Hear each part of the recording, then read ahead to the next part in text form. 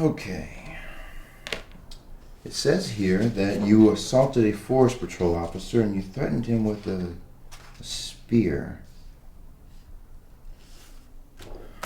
Eugene, why did you assault an officer and threaten him with a spear? What's wrong with me, Doc?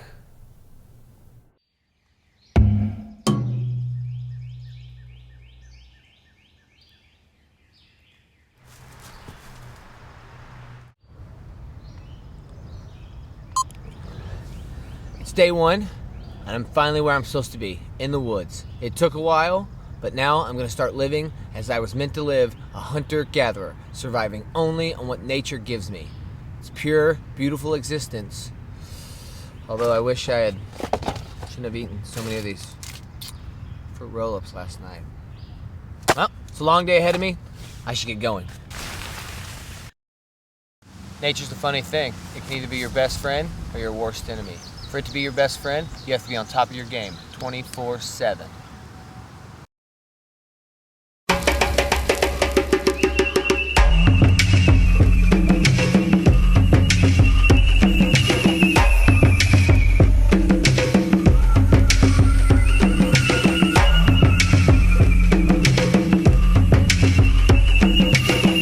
Food's important.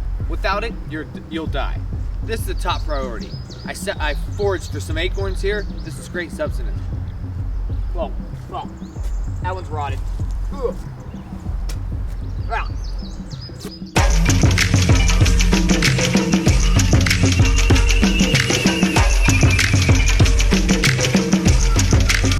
The Native Americans had a phrase, what you wear is what you are, or something like that. But what it means is every piece of clothing is symbolic to the individual. You need to be physically ready for any kind of attack out here. You never know who or what could come at you.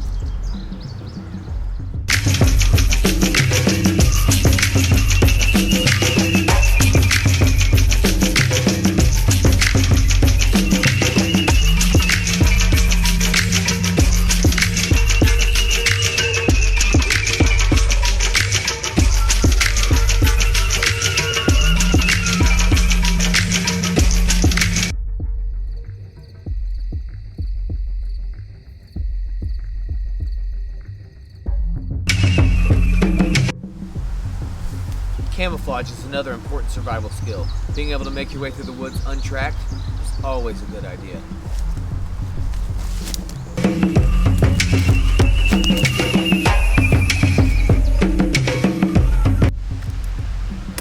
This baby here is for safekeeping.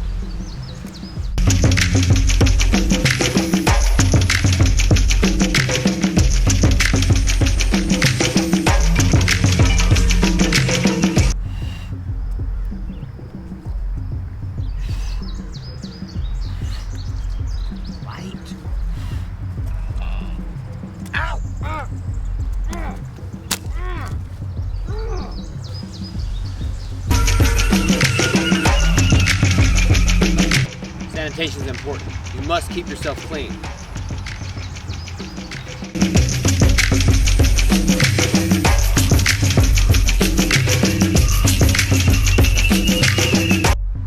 When making fire proves too difficult, don't be afraid to use a little help.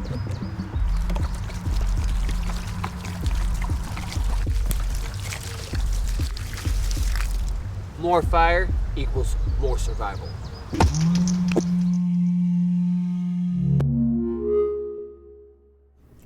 So why did you go into the forest?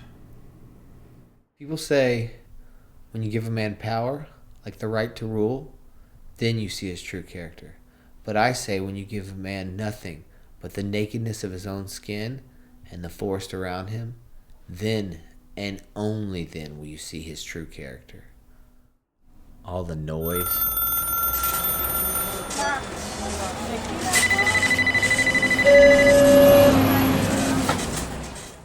all the paranoia, all the stoplights, damn those things. They're all distractions. So you retreat into the forest. A forest preserve near my neighborhood in the suburbs. Only a few blocks from my house, actually.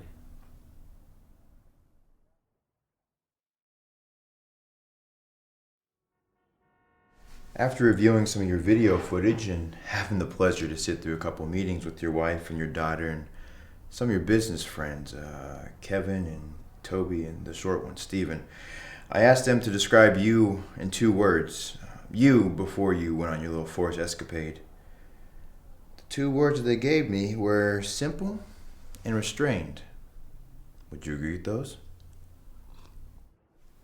Doc, what's that got to do with anything? Okay, well, let me ask you this, Eugene. How do you think your wife and daughter felt about your time in the forest? Well, things kind of got out of hand on day 6. They probably wouldn't have liked it. I mean, I can only imagine what my wife would say. To be honest, though, it probably would have freaked him out. Can you picture what so limitless and free, desperately in need? Most people don't know Native Americans actually invented sushi. Strangers have in a desperate land.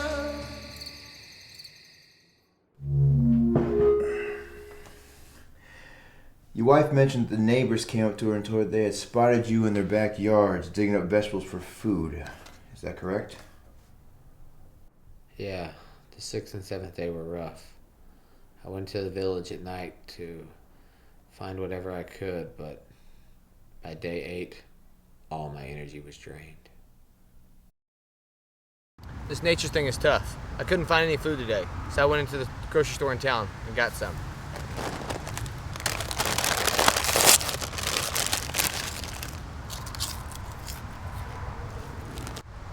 Being away from TV's been difficult, and I am a bit lonely out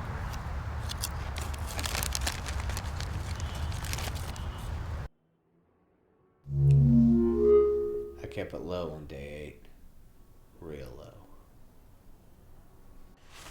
And it was on the morning of the 9th day here, it says, that you found yourself in a little bit of trouble with the authorities. Yes.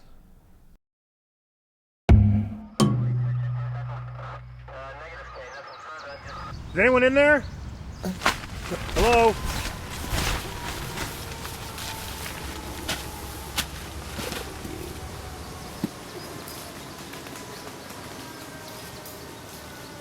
Forest Patrol, you can't camp in this area.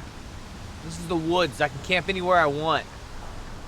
No, you can't.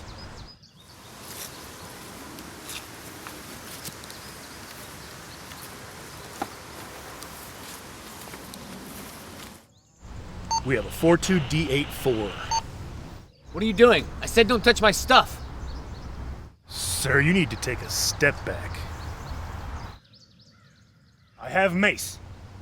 And I used this on some bastard just like you the other day, and I'm not afraid to do it to you today. Now step back.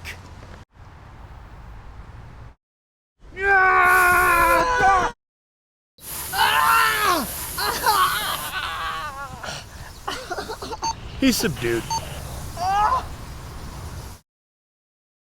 And that's when you tackled him and threatened him with the spear. Correct. Well, after looking through your files and sitting through countless interviews with your wife and those who you consider closest to you, it would appear that before you left your job and your family, what was your occupation again? Credit analyst? Ah, yes. Well, it seems that you were and still are suffering from extreme lack of mental stimulation, i.e., boredom. That's ridiculous. I had and still have an extreme attachment to the wilderness that can't be explained simply through boredom. Did you watch a lot of TV before you left to the forest? Now that I think about it, I did watch a lot of TV before I left. Anything specific?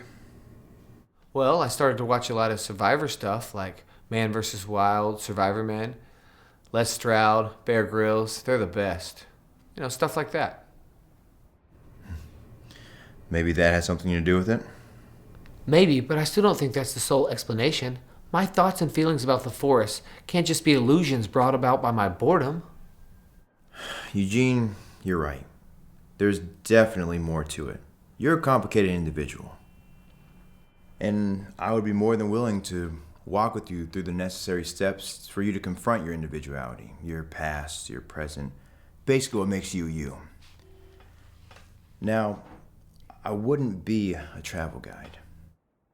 You could think of me more of a companion. I won't be a crutch. Together we'll sort through that dense fog that's in your mind. So you're like Bear Grylls, and I'm like President Obama. Whether they'll leave the meat because they want that high density calorific value fat. Interesting. So a bear has chewed on this sucker. Yeah, but we're going to cook it up, so it's going to be good. All right. So I think the president looked a little surprised when I pulled out this sort of bloody carcass of... You're good, Doc. You're good. Sure, Eugene. Time's up for today. I feel fresh. I feel like a load's been taken off my back. That's good to hear. We have another appointment tomorrow, right? Yes, we do. See you then? See you then, Eugene.